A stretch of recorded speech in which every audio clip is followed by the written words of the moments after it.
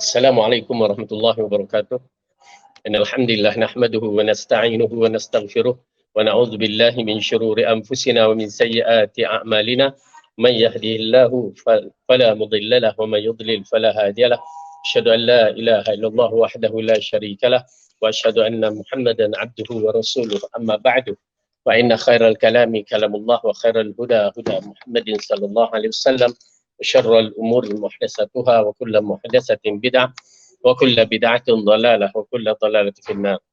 Alhamdulillah, bersyukur pada Allah Subhanahu Wa Taala yang telah menghidupkan kita, yang mengumpulkan kita dalam majlis ilmu di alam maya, dan kita mengharapkan pertemuan kita ini merupakan pertemuan yang penuh dengan manfaat, pertemuan yang memberikan ilmu yang bermanfaat. Seterusnya Allah memberikan kekuatan untuk terus kita beramal dan menjadikan kita di antara hamba-hambanya yang terbaik, terpilih sebagai generasi yang terbaik dan terpilih di akhir zaman ini.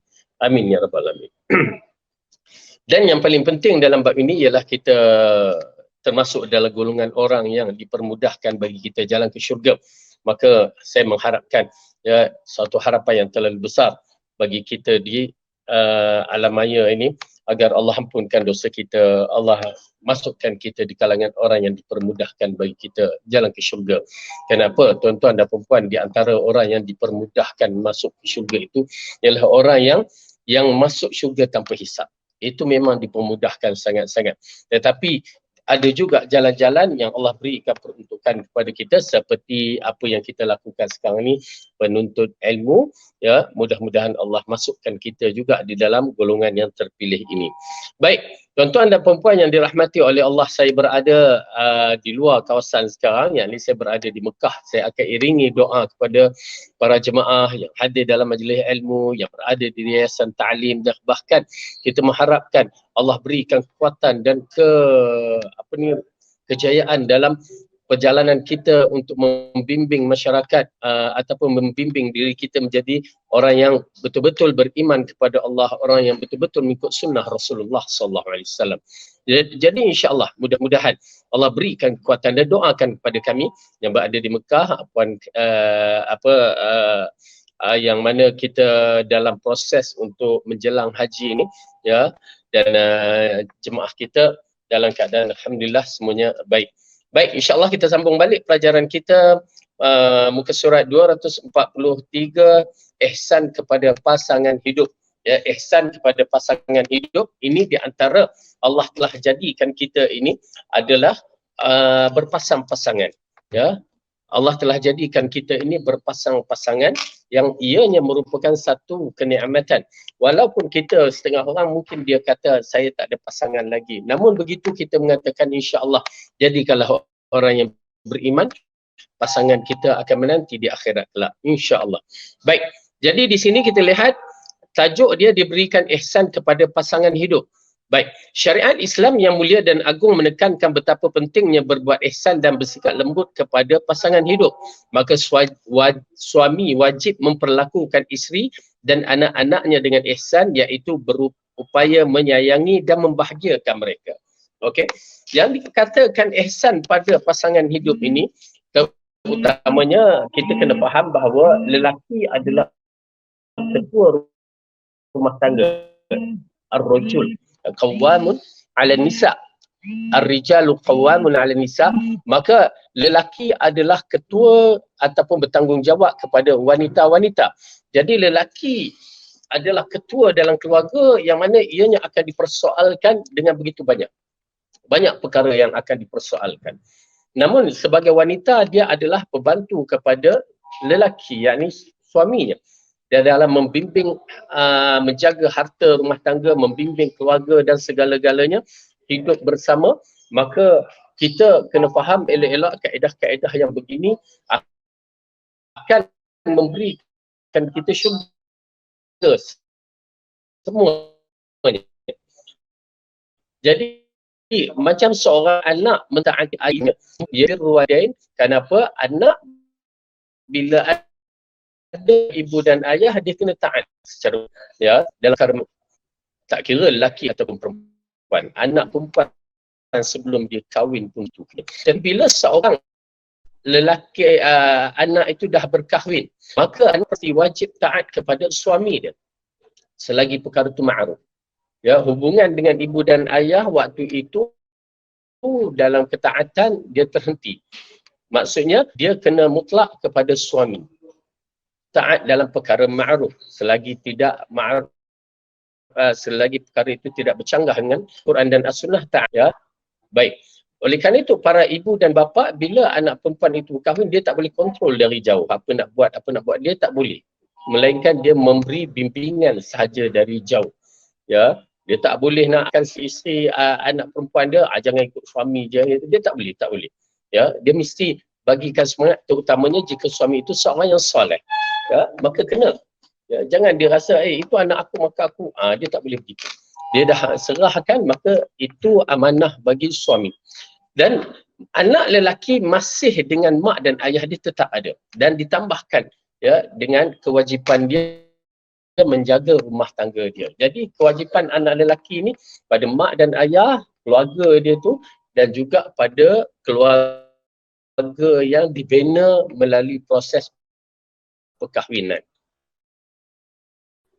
Jadi banyak kerja lagi ni yang bukan mudah. Kalau saya nasihat wanita-wanita ataupun isteri-isteri bersabar dengan apa yang mereka miliki. Kerana suami seorang anak ialah seorang isteri adalah wajib mentaati suami dia, dan seorang suami pula dia ada kewajipan yang terlalu besar. Baik, jadi kita masuk dalam bab ini. Apabila Allah berfirman wa ashiru a'udzubillahi minasyaitonirrajim wa ashiruhunna tuan-tuan dan perempuan yang dirahmati oleh Allah Subhanahu Wa Taala. Kadang-kadang kita ni tersalah faham dalam bab nafkah, bab apa lagi ashiru bil ma'ruf ni, kita menyangkakan bila kita hidup berumah tangga, ya pertama insya-Allah rezeki Allah akan bagi, akan tambah. Ya, tidak dinafikan berdalilkan hadis asal daripada sahabat Ibnu Mas'ud yang mengatakan iltamisu ghina bizawaj, ya, carilah kekayaan dengan perkahwinan. Itu pasal kalau kita mula kahwin dahulu, asalnya mungkin kapcai, kereta kecil kan, tetapi bila dah berkahwin, dah dapat anak, dapat cucu, kita tengok yang Allah berikan kepada kita. Dan so far melalui pengalaman saya orang kampung ni, kita menyaksikan orang-orang kampung ni kan jenis anak banyak, ya, anak banyak. Maka mereka itu pun rajin bekerja. Jadi walaupun anak banyak, ya, subhanallah sampai 10, 11 orang, tapi rezeki mereka tetap ada. Ya, rezeki mereka tetap ada. Makan minum anak tu ada, anak ataupun berpelajaran, berpendidikan, alhamdulillah, yang mana sekolah kerajaan ke, ya, alhamdulillah. Sampai hari tua, masya-Allah, anak-anak pun dah besar, dah ada rezeki mereka masing-masing membantu mak ayah. Nak menceritakan, ya, rezeki itu akan ada. Cuma seorang keluarga, orang yang nak berkahwin ni, dia kena faham berapa banyakkah jumlah, ya, nafkah yang seharusnya faham. Bila seorang suami itu, kadang-kadang isteri itu dia akan meminta-minta kepada suami, sedangkan kadang-kadang suami itu bukanlah seorang yang senang. Dia tidak boleh begitu. Yang penting makan, minum ada sekali paling kurang sehari, ya, dan juga pakaian itu ada yang menutup aurat, dan juga perubatan dan pendidikan. Itu usul asas. Ya, tak ada handphone pun tak apa, tak ada apa lagi. Ya, tempat tinggal ada yang selesa, yang boleh duduk maksudnya. Okey, kan kita menyaksikan rumah Rasulullah sallallahu alaihi wasallam bukannya besar pun. Ya, kecil aja, tetapi mereka boleh hidup. Dan kita tahu pun Rasulullah sallallahu alaihi wasallam kadang-kadang balik bertanya, "Ya Aisyah, ada makanan?" Tak ada. Kita puasa ya? Puasa. Ya. Jadi begitu kedudukannya, itu paling kurang. Kalau tak makan sampai 4-5 hari, itu bukanlah. Itu tengok kepada kedudukan juga. Ya, tapi tuan-tuan dan puan, itu paling kurang. Tetapi kita alhamdulillah, ya, alhamdulillah Allah bagikan kita suami kita, masya-Allah, tabarakallah, bukan sehari makan, bukan sekali makan, sehari makan. Ya, makan pagi, pagi duha, sahur, pagi, duha, tengah hari, minum petang, makan malam, makan pukul 10, pukul 12, mak. Ya, kalau boleh nak sahurkan balik tu. Ya, kadang-kadang balik kedai mamak pun pukul 12 malam dah. Okey. Jadi rezeki Alhamdulillah, kita dulu kurus je. Ya, ibu-ibu tak percaya saya katakan ibu-ibu pakailah baju lama waktu zaman anak dara dulu. Memang takkan muat. Ya, ketat. Jadi rezeki yang Allah bagi, ya, disebabkan alhamdulillah, maka itu kena bersyukur banyak-banyak. Berbeza dengan orang yang agak susah tetapi mereka cukup dengan rezeki mereka berbandingkan kita yang Allah bagi melimpah ruah. Okey, baik. Di sini Allah mengatakan wa'ashiruhunna bil ma'ruf, dan bergaullah dengan mereka dengan cara yang patut. Ya, ini ditujukan kepada kaum lelaki. Kaum lelaki itu hak dia, dia kena bergaul dengan kaum wanita dengan cara yang ma'ruf. Ya, dalam hadis banyak ya. Nanti kita lihat apa yang Rasulullah ceritakan. Bagaimana kita bermuamalah, ya, kepada wanita-wanita isteri-isteri kita, walaupun dah apa pun tak boleh nak menampar, nak memukul, ya, tak boleh nak menghina dia pun tak boleh. Tak boleh sama sekali nak hina muka kamu macam ni ke apa, tak boleh sama sekali. Ittaqillah, kepada kaum lelaki ittaqillah, tahankan diri kita, sabar banyak-banyak. Ya, okey, kita lihat kenapa kita sedang membicarakan, ya, kerana tajuk ni ihsan kepada pasangan hidup ni dia fokus kepada kaum lelaki. Kerana kaum lelaki awamun ala nisa, ya, dia bertanggungjawab kepada wanita-wanita ni. Maka dia ada satu kuasa yang Allah bagi, ya, kuasa dan kekuatan dan kesabaran tidak dinafikan. Ya, tidak dinafikan. Cuma mungkin perubahan zaman ni ada berkaitan dengan masalah kuasa lah sedikit kita lihat. Tetapi kaum lelaki ada satu sifat juga kesabaran. Tapi itulah kadang-kadang yang sabar tu alhamdulillah, yang tak sabar tu yang kita kesian kepada kaum wanita. Tapi jangan diprovok lah. Tu je kita nasihatkan. Ya, jangan provok, jangan cari kesalahan. Tetapi kita mengajarkan perkara ini supaya lebih berhati-hati kaum lelaki, ya, kekuatan kita bukan untuk, ya, memukul kaum wanita. Itu je yang kita nak cakapkan. Baik, dan Rasulullah SAW bersabda dalam konteks anjuran yang sama dengan ayat tersebut. Ya, Rasulullah bersabda dalam hadis yang diriwayatkan oleh Bukhari dan Muslim, wastausu bin nisa'i khairan fa innahunna khuliqna min dhila'in wa inna a'waja syai'in fi dhila'in a'lahu fa in dhahabta tuqimuhu kasartahu wa in taraktahu lam yazal a'waja fastausu binisa'i khair. Ya, maksud dia, aku wasiatkan kepada kalian agar memperlakukan wanita dengan baik. Ya, ini di antara wasiat. Bila disebutkan satu wasiat ini, ia adalah satu perkara yang penting sangat-sangat.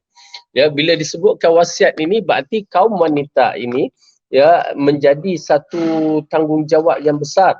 Oleh kerana itu Rasulullah kata istausu binisa, ya, wastausu binisa khair. Aku mewasiatkan kepada kamu supaya berhubung dengan wanita atau muamalah dengan wanita itu dengan cara yang baik. Sebab wanita itu diciptakan dari tulang rusuk. Ya, ini yang dikaitkan dengan kejadian wanita yang mana wanita ini dijadikan dari tulang rusuk. Yakni tulang rusuk Nabi Adam alaihissalam, bukan kita ni, tulang rusuk Nabi Adam alaihissalam. Bagaimana dijadikan, wallahu alam. Pertama, kita berimanlah. Kalau hadis yang begini kita beriman kerana Bukhari dan Muslim. Yang kedua, kita kena tahu bahawa kejadian bila disebutkan tulang rusuk, mula kita nak berfikir, tak payah, benda ni tak perlu difikir. Kita beriman saja. Kenapa? Adam dijadikan dengan tanah. Bagaimana kejadian daripada tanah tu kan? Kita pun tak boleh nak fikir. Kita beriman sajalah. Kemudian dikatakan, sebab wanita itu diciptakan dari tulang rusuk. Kenapa dikatakan berlaku baik kepada wanita? Yakni menguruskan pengurusan wanita dengan cara yang betul. Sebab wanita itu dicipta dari tulang rusuk. Ya, kerana dia berkaitan dengan tulang rusuk kita ni, dia berbentuk bengkok kan. Tulang rusuk tu dia bengkok. Okey. Keadaan dia dah memang bengkok. Oleh kerana tu, ya, bukan tubuh dia bengkok, tetapi cara pemikiran dia, cara kefahaman dia ada bengkok sedikit. Ya, dia cenderung, dia tu, kalau kita saksikan kecenderungan wanita-wanita ini dengan beberapa perkara, dia adalah perkara-perkara yang kita tengok, ya, dia ada kecenderungan dalam perkara-perkara yang tidak sihat kadang-kadang. Ya, kecuali setelah dia belajar, setelah dia berusaha kan, nak berubah, di situ dia akan mustaqim. Okey, baik kita lihat ya. Dan tulang rusuk yang paling bengkok adalah tulang rusuk yang bahagian atas, ya, bahagian atas dia bengkok macam tu, ya. Tulang rusuk yang di bahagian atas. Okey, kemudian apabila kamu berusaha meluruskannya, nescaya kamu akan mematahkannya. Okey, benda tu kalau bengkok kan, kalau bengkok, dia tulang, dia bukan plastik dan bukan besi, dia tulang. Berarti tulang ni dia boleh patah.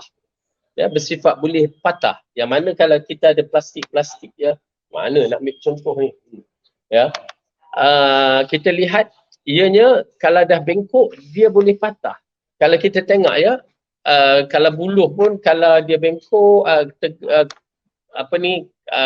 lurus, kita nak bengkokkan, dia kena bakar atau macam rotan tu kan, kena bakar baru dia boleh bengkok ataupun dia boleh lurus.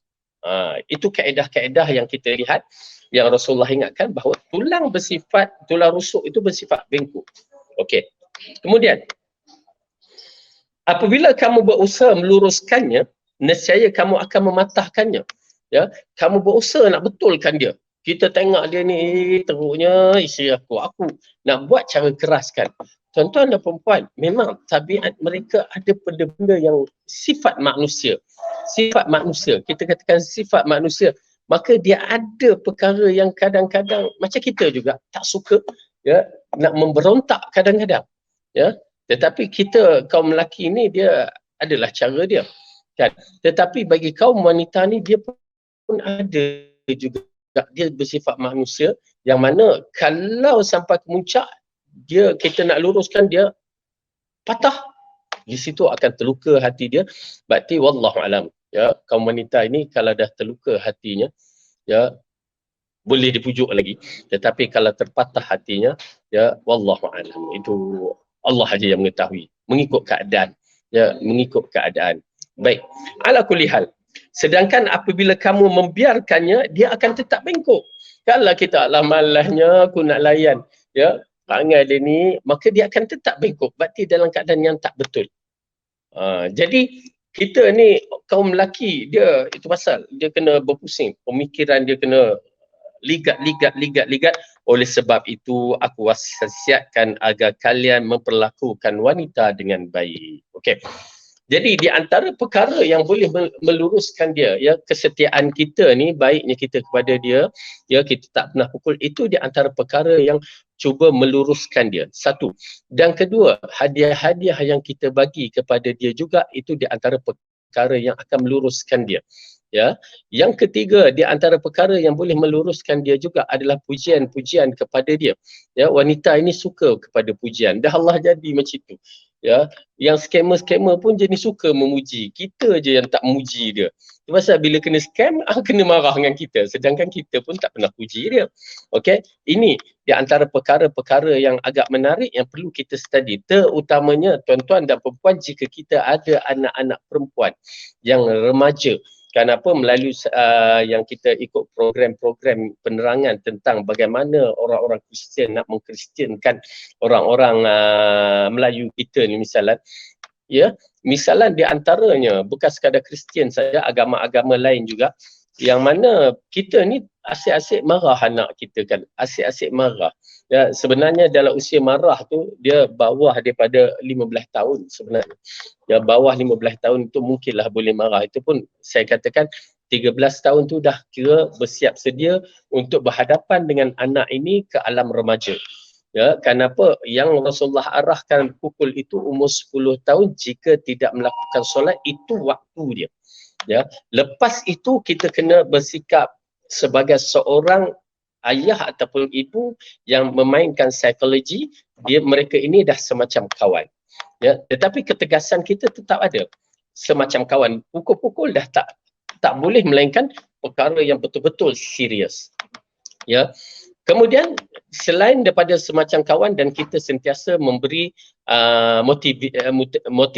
motivatekan mereka, ya, beberapa perkara berkaitan kedewasaannya, openkan mereka maklumat-maklumat kehidupan sebagai seorang remaja, ya, dan banyakkan boleh puji dalam keadaan kebaikan. Kenapa tuan-tuan dan puan, kadang-kadang kita tidak memuji anak-anak kita, ya. Bila kita tak muji, asyik-asyik marah, asyik-asyik marah, ya, maka kita menyaksikan bila usia mereka remaja, tiba-tiba mereka macam kita lepas je SPM, mereka rasa bebas. Bila rasa bebas, mereka mula mengenali kawan-kawan, cukup mereka mengenali di Facebook kawan-kawan, kawan tu memuji, orang tu memuji, mereka dah terjebak dalam perkara tersebut. Ya, terutamanya wanita-wanita, bila dipuji, mereka kembang hidup. Ya, maka di situ mereka akan mengikut orang tu, dan di situlah yang menyebabkan betapa banyaknya mereka ini yang terkeluar agama disebabkan kena puji. Dia kata mak ayah tak pernah puji, tiba-tiba dapat kawan ni Masya Allah puji, siap bagi hadiah, maka di situ berlakunya scam pada mereka. Kesian tuan-tuan dan perempuan, kita menyaksikan memang kesian dalam bab-bab yang begini. Jadi ibu-ibu, tuan-tuan dan perempuan, dalam bab ini, ya, pada anak-anak remaja, melalui pengalaman saya lah, saya ada sekolah, saya didik pelajar-pelajar kan. Jadi saya melihat dalam usia-usia yang 14 tahun, bermula 14 tahun ke atas, dia dah tidak boleh berbincang seperti budak-budak lagi. Kita kena berbincang sebagai seorang remaja, ya, maka kita banyak benda yang kita bagi taklimat, dah kekerasan tu dah tak ada dah, cuma ketegasan tu tetap ada lah, ya. Baik, oleh sebab itu wasiat, aku wasiatkan agar kalian memperlakukan wanita dengan baik. Jadi orang lelaki, itulah tanggungjawab kita di antara perkara yang besar. InsyaAllah pahala terlalu besar bagi kita membimbing satu ummah. Isteri itu adalah ummah kerana dia melahirkan satu zuriat, ya, ummah yang dilahirkan melalui proses perkahwinan. Bahkan Rasulullah menjelaskan bahawa mukmin terbaik adalah orang yang paling baik perlakuannya kepada isterinya. Baginda bersabda, akmalul mu'minina imanan ahsanuhum khuluqan wa khiyarukum linisaihim. Okey, Rasulullah mengatakan orang mukmin yang paling sempurna imannya, ya, akmal yakni ashmal, sempurna imannya, ialah yang paling bagus akhlaknya. Okey, akhlak ini memainkan peranan yang tinggi di akhirat kelak. Tuan-tuan dan perempuan, akhlak menduduki singgasana ataupun kedudukan tinggi di akhirat, di mahsyar. Dia menyaingi di antara orang-orang yang terbaik. Oleh kerana itu akhlak kita ni, ya, kena juga, kalau agak kita keras, kena juga jadi orang yang baik, kena ada kesabaran, ya, kerana ujian-ujian di keliling kita ni kadang-kadang terlalu banyak. Baik, kita lihat orang yang mukmin paling sempurna iman ialah yang paling bagus akhlaknya, dan orang yang terbaik di antara kalian adalah yang paling baik kepada isterinya. Okey, orang yang paling baik di antara kalian ini disebabkan di zaman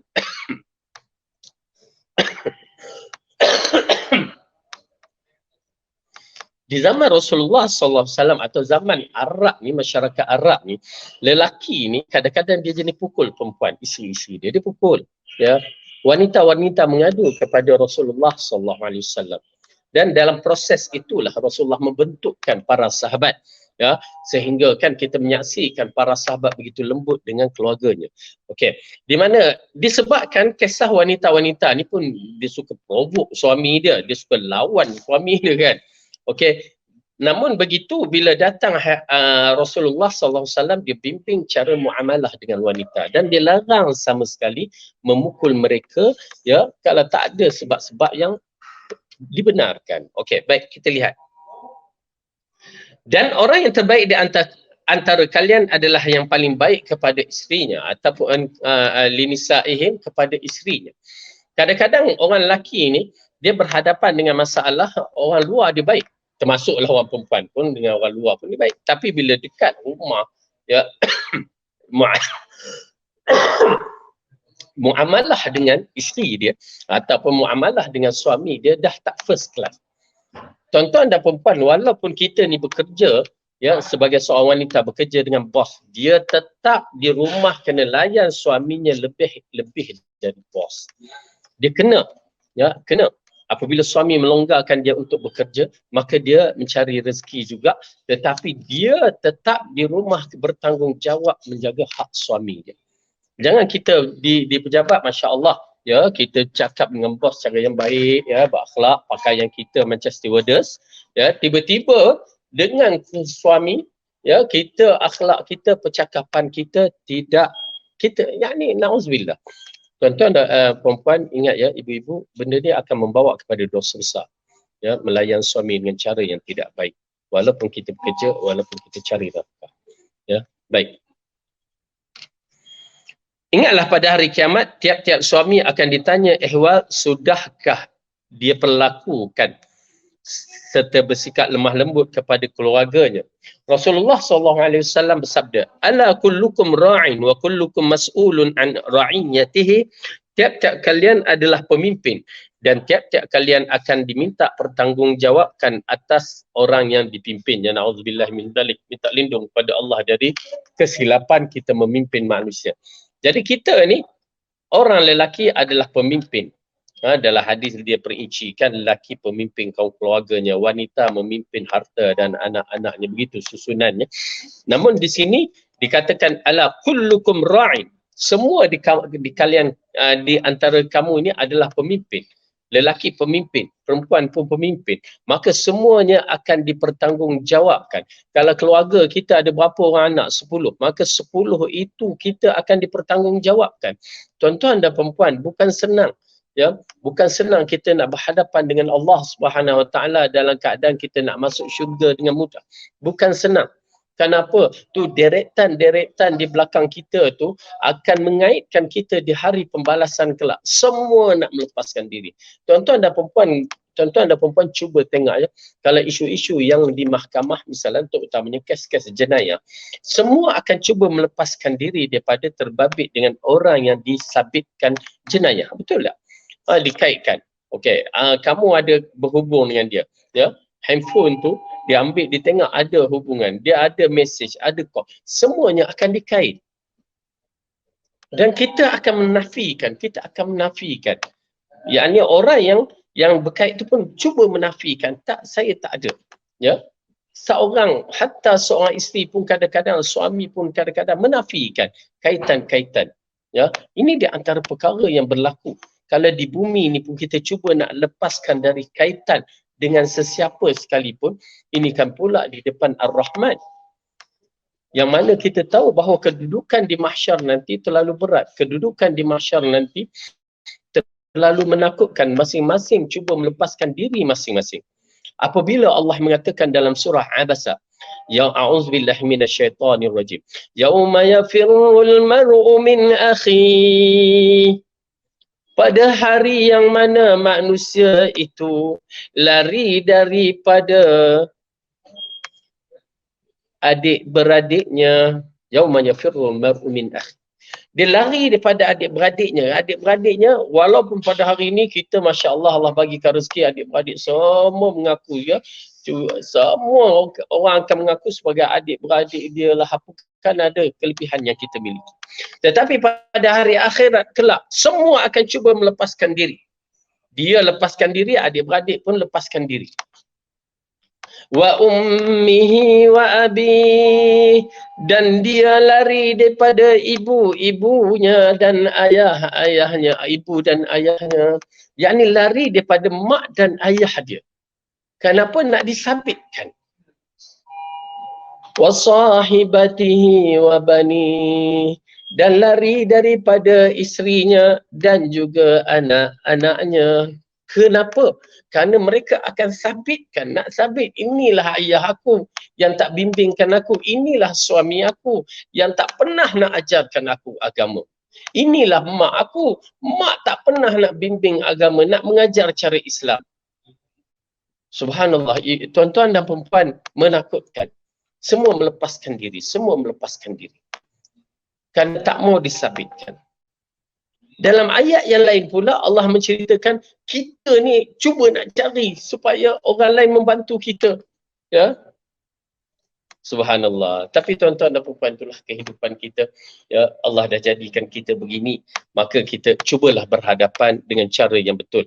Ya, bagi kaum lelaki tanggungjawab kita ni besar. Ya, mudah-mudahan Allah bantu kita dalam membimbing keluarga kita. Baik, kita lihat. Setiap suami wajib bersungguh-sungguh dalam memberi nafkah dan kebaikan kepada isteri dan anak. Sebab Allah menjanjikan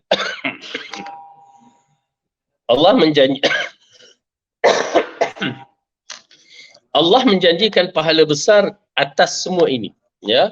Jadi kewajipan kita memberi nafkah dan memberikan kebaikan kepada anak-anak kita dan isteri kita adalah di sebaliknya ganjaran terlalu besar. Bismillah.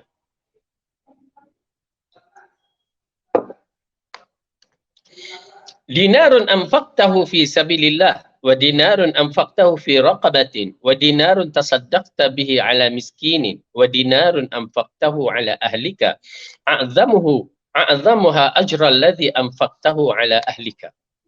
Okey, perhatikan, apabila boleh dibandingkan di antara satu dinar yang kamu infakkan di jalan Allah dan satu dinar yang kamu infakkan untuk memerdekakan budak, satu dinar yang engkau infakkan untuk fakir miskin, dan juga satu dinar yang engkau infakkan untuk keluargamu, yang basit paling besar pahalanya adalah yang kamu infakkan untuk keluargamu. Ya, subhanallah. Tuan-tuan dan puan-puan, apabila Rasulullah mengatakan begitu, ini di antara kelebihan orang yang ada keluarga. Orang yang ada keluarga, kelebihan dia, walaupun dia ada isterinya, ya mungkin setengah tu tak ada anak, ya, tetapi kedudukan pahala itu nampak, ya. Kita telitikan balik apa yang Rasulullah kata. Satu dinar dalam 4.25 gram, ya, nilaian dia.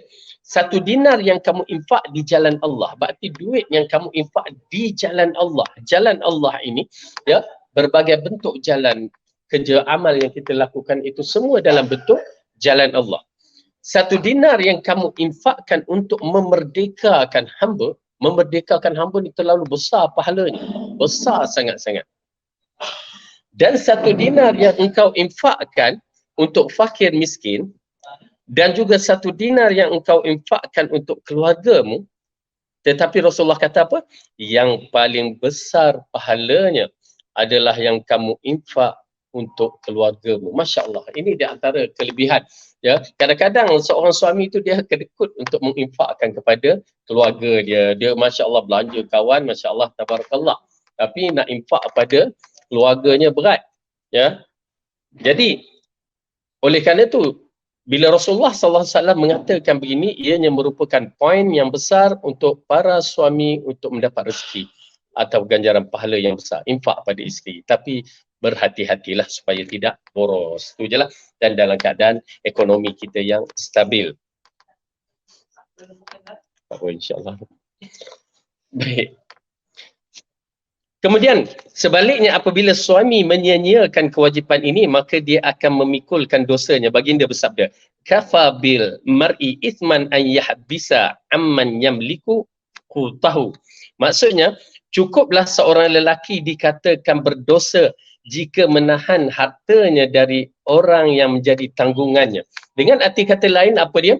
Dalam hadis ini mengisyaratkan kepada kita, Rasulullah mengingatkan kepada seorang suami, ini banyak kes dia pada suami lah, ya, dia akan berdosa bila dia mampu untuk memberi nafkah yang telah ditetapkan tapi dia tak bagi, ya, nafkah yang ditetapkan yang seperti makan, minum, pakaian, tempat tinggal, perubatan dan pendidikan, ya, yang mana dia wajib bagi. Okey, itu wajib. Paling kurang yang saya sebutkan tadi, seperti mana hadis Aisyah radhiyallahu anha, paling kurang sekali makan sehari. Boleh sekali makan sehari. Okey. Baik. Jadi itu kedudukan hadis mengatakan begitu, ya. Maka dia tak nak, dia sekat. Maka di sana dia akan berdosa. Dia akan berdosa. Okey. Subhanallah. Nampak tak? Para suami perlu ingat, bila dia berkahwin dan memiliki keluarga, dia sama ada, bak kata orang, syurga ataupun neraka tu dah memang terbina juga pada keluarga dia. Maka pandai-pandailah. Okey, jadi cukuplah seorang lelaki itu dikatakan berdosa jika menahan hartanya dari orang yang menjadi tanggungannya. Maksudnya, menunaikan kewajipan yang telah ditetapkan oleh syarak. Hadis yang diriwayatkan oleh Muslim. Ini tadi kita dah bicarakan tentang suami, dah habis dah suami. Ya. Ini masuk pula bab isteri. Demikian juga dengan isteri. Setiap isteri wajib berlaku ihsan serta lembut terhadap suami dan anak-anaknya, iaitu dengan berupaya menyenangkan dan memenuhi keinginan suami serta mencurahkan perhatian dan kasih sayang kepada anak-anaknya. Ya, ini di antara perkara yang agak menarik. Tuan-tuan dan puan-puan, pertama tadi dah saya terangkan bagaimana kedudukan kita berkeluarga, bagaimana kedudukan seorang anak lelaki bila berkahwin, kedudukan dia dengan isteri, anak-anaknya dan kedudukan mak dan ayah dia. Ya, ketaatan still masih ada kerana itu pasal kedudukan anak lelaki ni berat sedikit, dan kita dah bicarakan pada pelajaran-pelajaran yang lepas bagaimana seorang anak lelaki yang diberikan faraidnya lebih banyak daripada anak perempuan, bukan disebabkan dia bagi faraid lebih untuk enjoy bersama isteri dan anak-anaknya, tak, tetapi diberikan lebih untuk dia menjalankan kewajipan pada mak ataupun ayah yang tinggal dan juga adik-beradik yang masih ada yang belum berkahwin ataupun cacat ataupun apa-apa semua, begitu kedudukannya. Ya, silap-silap bukan dia dapat penuh, bahkan dapat 1/10 terlalu sedikit dia akan dapatkan itu anak lelaki. Berbandingkan dengan anak perempuan, dia mendapat separuh daripada lelaki memang dapat secara mutlak. Ya, secara mutlak penuh. Okay, berbandingkan dengan lelaki. Namun begitu, okay, ini di antara perkara yang amat kita penting kan, kita tekankan, bila seorang wanita itu telah berkahwin dengan seorang lelaki, maka kewajipan pada keluarga dia, mak dan ayah dia dah terputus. Maka kewajipan dia mentaati kepada suami dia dalam perkara ma'ruf. Okay, dalam perkara ma'ruf. Maka agak kena ada maklumat dalam bab ini, kerana kadang-kadang wanita-wanita ni dia kata permulaan tadilah, kadang luruh benda mereka tu menyebabkan mereka tertipu. Okey, kita tanya dalam bab ini, harta lelaki dengan harta perempuan, seorang isteri ya.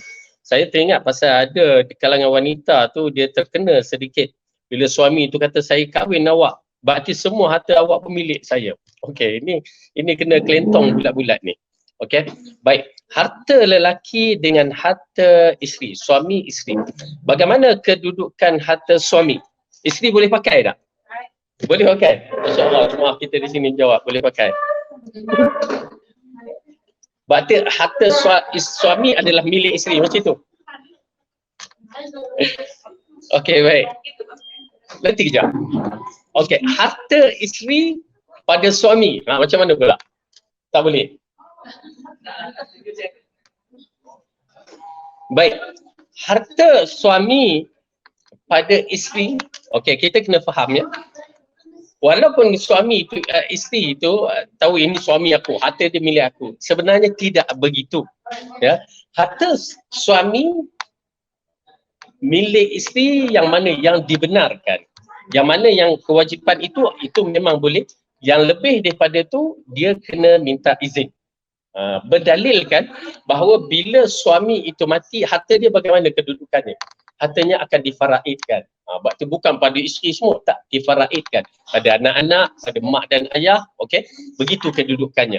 Oleh kerana itu harta suami adalah milik suami, kecuali yang wajib dibagi itu dia tak bagi. Maka itu dalam kisah apabila Hindun mengadu kepada Rasulullah SAW tentang Abu Sufyan.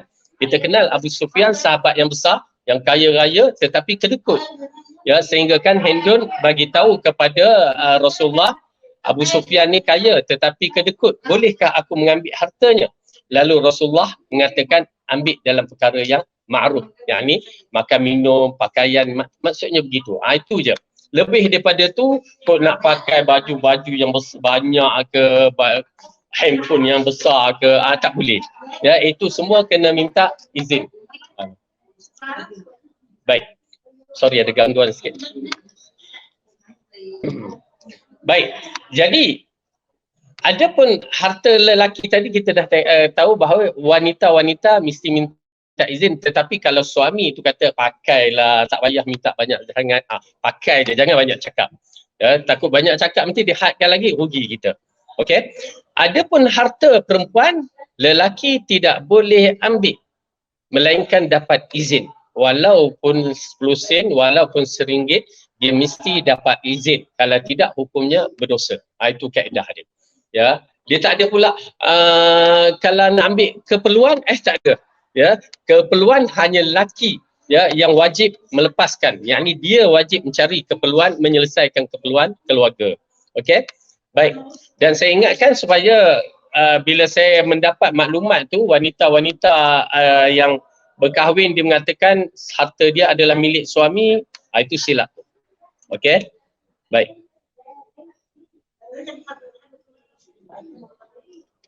Baik, seorang isteri harus menyedari akan besarnya hak suami terhadap dirinya. Sampai-sampai Nabi SAW menegaskan, "Lau kuntu amiran ahadan an yasjuda li ahadin la amartul mar'ata an tasjuda li zawjiha." Seandainya aku boleh menyuruh seorang sujud kepada sesama manusia, nescaya aku perintahkan wanita agar sujud pada suaminya. Okey, hadis ini di antara hadis yang besar yang mengisyaratkan bagaimana kedudukan seorang wanita terhadap suaminya, ketaatan dia secara mutlak kepada suaminya. Walaupun dia bekerja, walaupun apa, dia tetap suaminya kena taat secara mutlak, yakni secara ma'ruf. Okey, kenapa wanita untuk mendapatkan kedudukannya di dalam syurga terlalu mudah? Ya, apa yang Rasulullah kata? Ya, seorang wanita mukmin itu bila dia jaga solat dia, jaga puasa dia, tunaikan jaga kehormatannya dan tunai hak suaminya, maka masuklah ke dalam syurga melalui mana-mana pintu yang dikehendakinya. Ni kedudukannya senang. Lelaki tidak pula begitu. Lelaki dia punya banyak. Okey, cuma mengisyaratkan di sini ketaatan kepada suami itu.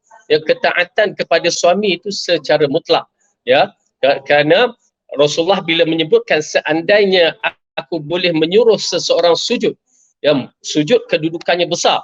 Di zaman sebelum Rasulullah SAW, sujud adalah satu perkara penghormatan kepada orang-orang yang besar. Oleh kerana itu kita menyaksikan bagaimana sewaktu Rom memerintah di Syam pada ketika itu, semua penganutnya sujud kepada raja. Hatta dalam surah Yusuf kita menyaksikan bagaimana Nabi Yusuf yang bermimpi, inni ra'aitu ahada asyara kawkaba wasyamsa wal qamar ra'aituhum li sajidin. Aku melihat 11 bintang, bulan dan matahari dan bulan sujud kepadaku, dan realitinya pada hari kemenangan Nabi Yusuf abang-abangnya sujud kepada dia. Itu semua penghormatan. Dan juga apabila kita menyaksikan dalam ayat Al-Quran bagaimana Allah arahkan iblis sujud kepada Adam. Ya, bukan sujud untuk sembah tetapi sujud sebagai penghormatan. Wa idh qulna lil malaikati isjudu li adama fasajadu illa iblis aba wastakbara wa kana minal kafirin. Waktu kami mengatakan kepada para malaikat, sujudlah kamu kepada Adam, lalu semua malaikat sujud kecuali iblis ingkar dan takabur, maka dia termasuk dalam orang yang kafir. Maka di situ sujud. Okey. Bila Allah sujudlah ni bagian hanya kita sujudkan. Oleh itu kita di golongan sufism itu dia sujud pada tok guru, hukumnya haram. Ya, kenapa tidak dibenarkan? Sujud lepas disyariatkan sujud haja milik Allah. Baik. Dalam hadis disebutkan suatu ketika Nabi bersabda, haqqu zawji ala zawjatihi allau kana bihi qahal falahasat ma adatta haqqahu. Betapa besar hak suami atas isterinya hingga sekiranya suami menderita luka bernanah lalu isterinya menjilati luka tersebut, sesungguhnya dia belum layak dikatakan telah memenuhi semua hak suami. Okey, ini di antara hadis mengisyaratkan perumpamaan Ya, perumpamaan bukan disuruh jilat luka suami itu, tapi disuruh bawa hospital. Cuma nak ceritakan begitu kedudukan hak kepada suami, ya, hak kepada suami dengan okey. Bismillah, alhamdulillah, wassalatu wassalamu ala rasulillah wa ala alihi wa sahbihi wa man wala. Maaf kerana ada gangguan internet. Baik, kita sambung balik kerana kita cuba nak habiskan pelajaran kita, lagi satu muka surat.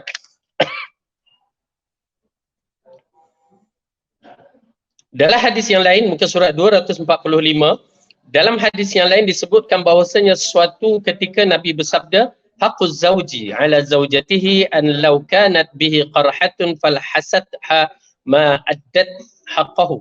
Betapa besar hak suami atas isterinya hingga sekiranya suami menderita luka bernanah, lalu isterinya menjilat luka tersebut, sesungguhnya dia belum layak dikatakan telah memenuhi semua hak suami. Berarti dalam keadaan yang kita tengok geli apa semua, si isteri sanggup jilat, maksudnya benda tu masih lagi belum tertunai. Ini disebabkan perkara yang menarik, seorang anak dalam kisah bertemu dengan Ibnu Umar radhiyallahu anhu di zaman musim haji pada zaman itu, dia bawa mak dia, kalau tidak salah dari negeri Syam, ya, dia bawa pikul mak dia, bukan zaman sekarang naik kapal terbang, naik bas kan, tetapi dia pikul mak dia sampai ke Masjidil Haram, dia lakukan tawaf, dia pergi ke Arafah, Mina, Muzdalifah, Mina, buatkan tawaf haji sama dengan maknya dalam keadaan memikul. Lalu dia bertemu dengan Ibnu Umar, lalu dia bertanya, adakah aku telah menunaikan hak ibuku? Ya, lalu Ibnu Umar mengatakan, walau denyutan sakit sekali, denyutan sakit sekali waktu dia melahirkan awak, masih lagi belum tertunai. Subhanallah, perjalanan daripada Syria sampai ke sini dalam keadaan mendukung ibunya, dia melakukan haji, ya, selama berapa hari? 5-6 hari itu, tetapi masih lagi dikatakan belum menunaikan hak ibunya. Jadi oleh kerana itu, tuan-tuan dan puan, kedudukan hak ini wajib ditunaikan. Jadi hak suami pada isteri kena tunaikan, dan suami isteri pada suami pun kena tunaikan. Maka dari itu Nabi menjelaskan bahawa sebaik-baik isteri adalah wanita yang taat kepada suami, menyenangkan hati suami dan sentiasa menjaga kesucian diri. Ya, bila disebutkan dalam bab ini, maka jelas isteri-isteri, wanita-wanita adalah kena taat pada suami dan menyenangkan hati suami. Ini perkara yang perlu kita lihat, bahawa kadang-kadang suami balik kerja, kita dah mula berletih. Itu satu perkara yang menyakitkan hati suami. Sabarlah, ya, bagi layan dia dengan baik. Dan kadang-kadang bila dia balik pun tengok kat luar, kita nak keluar tu pakai Masya Allah cantik.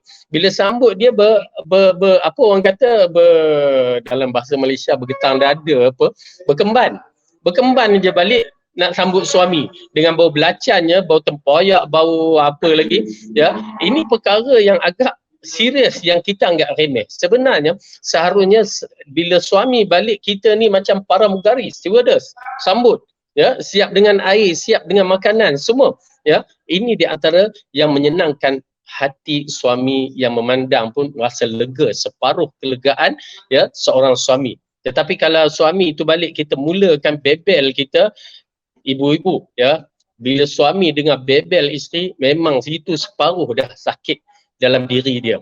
Ini melalui pengalaman kita. Saya berhadapan dengan cerita-cerita orang yang berhadapan dengan masalah bila balik isteri membebel. Ya, dia kata, saya duduk dalam kereta paling kurang sejam, tidur dulu kat luar rumah. Kenapa? Masuk je rumah terus dibebelnya. Nauzubillah, jangan begitu. Ya, tuan-tuan dan puan, kita berkahwin untuk mendapatkan mawaddah, kasih sayang, ketenangan di dunia dan syurga di akhirat. Tiba-tiba berlaku begitu. Tapi Masya Allah, suami, ya wallahualam, kita tak tahu, biarkan urusan itu urusan mahkamah. Tetapi suami itu sanggup bersabar walaupun sudah, ya, lebih daripada 15 tahun perkara itu berlaku. Okey, baginda bersabda, khairun nisa illati tasurruka idza absarta wa tuti'uka idza amarta wa tahfazu ghaibaka fi nafsiha wa malika. Sebaik-baik isteri adalah yang menyenangkan dirimu apabila kamu melihatnya. Ya, dia tengok isteri dia, walaupun kita ni makin lama makin gemuk, makin lama makin tua, beruban apa, tetapi dia tengok tu dia suka, kan? Suka. Kemudian mentaati dirimu saat kamu menyuruh, arahan diberikan, ya, taat terus dan menjaga kesucian diri. Menjaga kesucian diri ini menjaga kehormatan diri, dan di zaman sekarang ini ibu-ibu, terutamanya wanita-wanita, kena ambil perhatian. Kita berada dengan gadget-gadget yang kita miliki. Kehormatan diri ini, maruah diri pun berada pada gadget-gadget. Kita berhubung dengan siapa? Terutamanya orang-orang yang muda lah. Tetapi orang yang dah tua ni mungkin kawan-kawan dia tak apalah. Tetapi kita kenalan lelaki, saya nasihatkan bagi mereka yang dah berkahwin, ya, stopkan. Ya, stopkan urusan kita dengan suami kita saja. Dan hartamu, ya, menjaga hartamu di saat kamu tidak ada di sisinya. Okey, jadi ini di antara sifat, 4 sifat yang diterangkan, sifat wanita yang terbaik. Sebaik-baik isteri adalah menyenangkan dirimu apabila kamu melihatnya. Menyenang lelaki apabila melihatnya. Yang kedua, mentaati dirimu saat kamu menyuruhnya. Ya, dia taat dalam perkara makruf. Yang ketiga, menjaga kesucian dirinya. Ya, dia jaga kesucian dirinya. Dan saya nasihat juga kepada wanita-wanita, ya, berkaitan dengan handphone. Bila ada suami, stoplah handphone tu. Kenapa? Kerana kita guna handphone untuk berhubung dengan suami, ialah orang-orang lain. Tetapi bila suami tu ada, janganlah bermain. Kecuali kalau dia kata okey lah, tak apalah. Ya, kenapa saya menyaksikan setengah tu, suami di depan, dia sibuk dengan handphone dia. Salah tu. Tak kena tu. Okey, yang keempat, menjaga hartamu di saat kamu tidak ada di sisimu. Harta, ya. Tetapi bila suami dah bagi, maka gunakanlah, cuma berhati-hati, jangan melampaui batas. Kemudian, di sebalik kewajipan-kewajipan tersebut, hendaklah kalian berbahagia, wahai saudariku muslimah. Isteri yang solehah kerana ketaatan pada suami akan menghantarmu ke syurga. Ya, 8 pintu syurga menantimu, bahkan kamu bisa masuk dari pintu yang mana saja. Mudah-mudahan Allah masukkan ibu-ibu ke dalam syurga mana-mana pintu. Amin ya rabbal alamin. Okey, kita lihat tentang hadis ini, bagaimanakah wanita-wanita akan memiliki pintu syurga 8. Bukan semua, ya, bukan senang nak masuk 8 pintu syurga ni. Ya, yang kita tahu pintu solat, pintu zakat, pintu puasa, pintu birrul walidain, pintu jihad fi sabilillah, ya, pintu la haula wala quwata illa billah, ada 2 lagi tu. Baik, ini di antara perkara yang tidak akan dapat melainkan orang-orang yang terpilih, dan ini khas untuk kaum wanita. Bila dikhaskan untuk kaum wanita, wanita kena berusaha cuba dapatkan. Baik, apa dia? Rasulullah SAW bersabda, "Idza shallaitil mar'atu khamsaha wa shamat syahraha wa hafizat farjaha wa ata'at zawjaha qila laha udkhilil jannata min ayyi abwabil jannati syi'ti." Jika seorang wanita itu mengerjakan solat 5 waktu, dia tak buat solat sunat, dia buat kerja solat 5 waktu je. Ya, Masya Allah. Tapi kalau dia buat solat sunat, itu kelebihan. Maka dia puasa sebulan Ramadan. Ya, puasa sebulan Ramadan. Kemudian dia menjaga kehormatannya. Ya, menjaga kehormatannya. Kemudian dia mentaati suaminya, maka dikatakan, yakni waktu dia berada di akhirat kelak, dikatakan masuklah ke dalam syurga itu dari pintu mana yang kamu sukai. Tuan-tuan dan perempuan, satu benda yang besar bila dibenarkan masuk syurga mana-mana pintu, satu penghormatan yang besar. Okey, misalnya kami di Mekah kan, bila nak masuk Masjidil Haram ditutup situ. Susah kan? Tetapi bila dia buka tu, kita boleh masuk mana-mana, alhamdulillah. Dia mempercepatkan. Ya, di antara salah satu perkara yang mempercepatkan kita masuk syurga. Dah saya katakan tadi, ini di antara perkara yang menarik. Allah mempermudahkan. Dia memudahkan masuk syurga. Bila Allah redha kat kita menuntut ilmu, Allah akan mempermudahkan masuk syurga. Dan di antara perkara yang mempermudahkan seseorang itu masuk syurga ialah mereka itu tidak dihisap di akhirat. Dan ini di antara salah satu bila dibukakan ke 8 pintu syurga. Hafalkan 8 pintu syurga, maka dia boleh masuk mana-mana pintu yang dikehendakinya, dan saya mengharapkan kita semua dapat masuk syurga di dalam pintu mana-mana yang kita kehendaki. Namun dalam bab ini hak perempuan je, orang lelaki nasib lah, tak ada rezeki kan. Tak apa, orang lelaki ada bahagian dia nanti. Kita akan masuk dalam bab itu nanti, insya-Allah orang lelaki kena berusaha. Jadi perempuan, wanita-wanita, barakallahu fik, dan ini juga kelebihan bagi mereka yang berkahwin. Ya, kadang-kadang orang tu, wanita kata tak nak kahwin misalnya. Ya, ingat ya, ini di antara kelebihan. Dia kalau hilang satu syarat ni, dia tak ada peluang untuk masuk salah satu 8 pintu syurga ini. Apa dia? Jaga solat 5 waktu, berpuasa Ramadan, menjaga kemaluannya, kehormatannya, dan mentaati suaminya. Ya, mentaati suaminya dalam perkara ma'ruf, maka dikatakan kepadanya, masuklah ke dalam syurga dari mana pintu-pintu yang kamu sukai. Jadi ini di antara perkara yang amat penting yang kita pelajari pada hari ini. Kita harapkan agar Allah berikan kita kekuatan untuk terus beramal dan terus berusaha menjadi orang yang terbaik dalam bab yang begini. Kemudian yang ketujuh ni, okey, kita sambung pada pelajaran yang akan datang. Ya, saya minta kita berhenti awal sikit ya. Baik. Jadi yang ketujuh, ihsan kepada tetangga, dan yang ke-8, ihsan kepada masyarakat. Dan insya-Allah pelajaran yang akan datang, macam hari ini saya di Mekah Tower, dan insya-Allah pelajaran yang akan datang kita berada di Aziziyah ya, di sebelah Mina tu, dan kita akan buat kelas kita di bahagian sana. Dan doakan mudah-mudahan perjalanan haji kami ini dalam keadaan jalan lancar. Ya, insya-Allah mudah-mudahan saya doakan kepada tuan-tuan dan perempuan yang hadir dalam majlis ilmu ini diberikan rezeki untuk hadir ke haji ataupun ke Mekah untuk menunaikan haji ataupun umrah, dan Allah permudahkan dengan semudah-mudahnya. Amin ya rabbal alamin. Okey, yang baik itu datang daripada Allah, salah silap daripada saya sendiri. Aqulu qauli hadza wa astaghfirullah li wa lakum. Wassalamualaikum warahmatullahi wabarakatuh. Subhanakallahumma wa bihamdika asyhadu an la ilaha illa anta astaghfiruka wa atubu ilaik.